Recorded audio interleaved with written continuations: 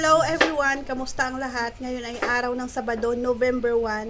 Kaya ako ay maghahanda ng konti lang. Siguro mga dalawang ano lang yung lulutuin ko na malagkit. Yung magluluto ako ng butong at saka kalamay-hati kasi matagal ko na yung hindi natikman kaya ngayon magluluto ako. Galing na kaming palengke, nakalimutan ko kanina video. So, tutulungan ako ng asawa ko magluto.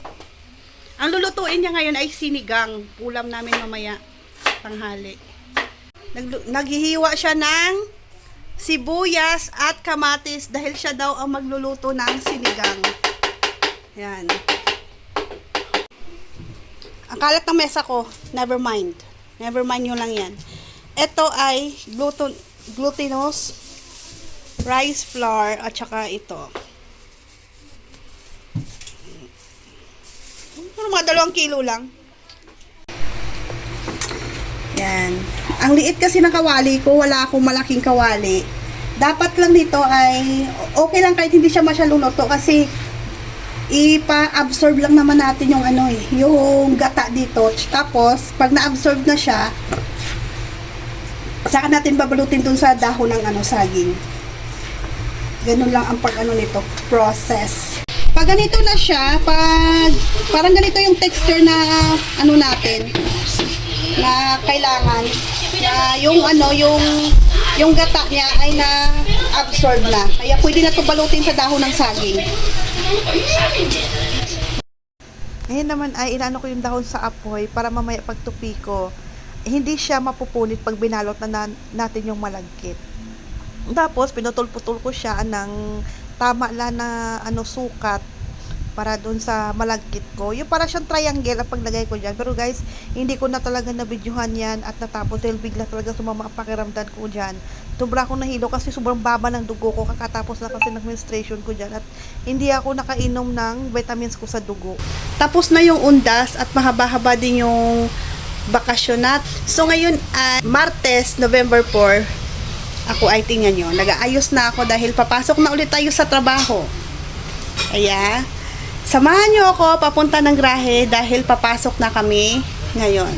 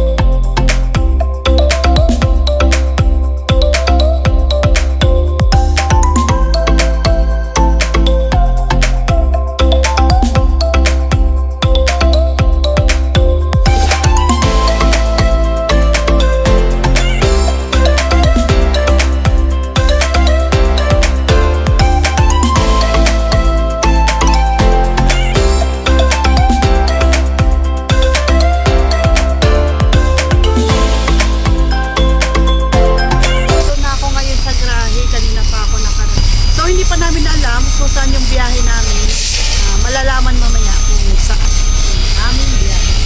At ngayon ay good morning Clark, Pampanga. Andito na naman ako sa Clark kasi ang biyahe namin ay export dito sa Clark. Alam nyo po, para kang nasa ibang bansa pag andito ka sa Clark kasi wala silang traffic enforcer. Yan lang, yung mga stoplight na lang yan yung susundin mo. Pero bakit sumusunod pa rin sila kahit walang traffic enforcer? Pero pag sa Maynila yan, ako, hindi po pwede ganyan. Pag alam nilang orange light, tapos pag alam nilang walang bantay, hala, sige. Kaya dito sa Clark, pag talaga ako, feeling ko talaga para ako nasa ibang bansa. Kasi ang linis-linis, tapos parang sariwa talaga ang hangin. Ganon. Sa Clark, Pampanga na naman, para sa export. Export! Sa Clark.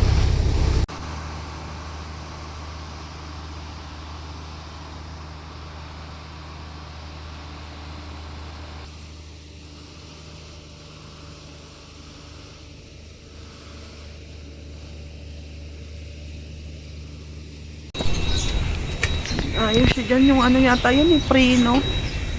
Inaayos niya sa loob. Ano yung preno? Ha?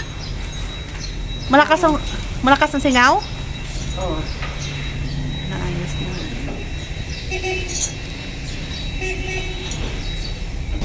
Inom tayo ng gamot ko sa dugo. Kasi yun, nung itong mga linggo na to, sobrang baba ng dugo ko. Grabe yung pagkahilo ko. Kasi hindi ako nakakatulog ng maayos. Nung nagpa-BP ako, sobrang baba pala ng dugo ko. Kaya inom na tayo itong gamot.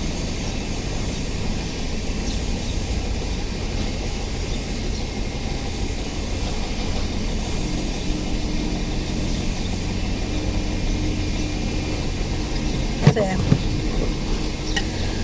yung high blood at saka yung mababa yung dugo mo, para magkapareho lang sila ng ng nararamdaman. Nahihilo, masakit din dito sa batok. Ako talaga sobrang hilo ko pag nakatayo ako. Biglang nandidilim yung yung paningin ko. Malaki ang katawan ko pero mababang dugo ko. Anemic ako. Lalo na pagpadating yung menstruation ko, kailangan ko talaga uminom ng mga vitamin sa dugo kasi grabe. Pag hindi ako nang kainumatik yun, makakaramdam na ako ng pagkahilo, para ako naduduwal. Tapos pag magpa-BP ako, sobrang baba ng dugo ko. Dito ka ngayon sa timbangan. Timbang muna bago pumunta sa custom para doon maglagay ng selyo at kukunin na dokumento. Tapos sa kabila, yan yung Yokohama. Diyan kami nagdi-deliver. Pero ngayon, wala kaming biyahe dyan. Dito lang kami sa DSB. Although Yokohama din yun. Kasi yung kinuha namin ay yung mga paleta. Yung pinagkargahan ng ng cord. Steel cord na ginagamit doon sa gulong. Sa Yokohama din dinideliver yun. Yun.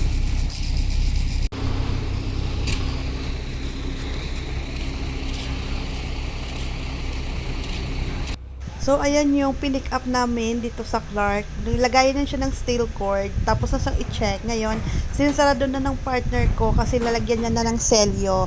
Pagtapos lagay ng selyo yan, ay lalagyan na siya ng GPS. Tapos, antayin namin yung dokumento para makaalis na kami, makabalik na kami ng Manila.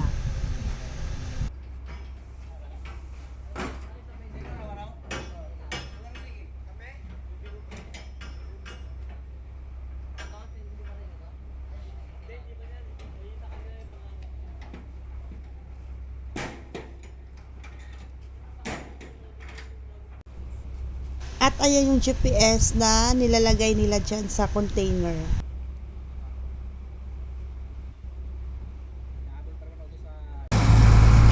Nilagay natin sa guard para i-check niya po.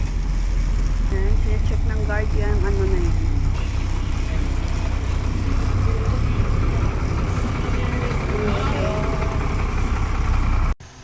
Tapos na naman ang aming biyahe sa maghapon. Kami ay pabalik na ng Maynila. At hanggang dito ko na lang tatapusin ang aking video. Maraming salamat po sa iyong panonood. Maraming salamat at mag-ingat po kayong lahat.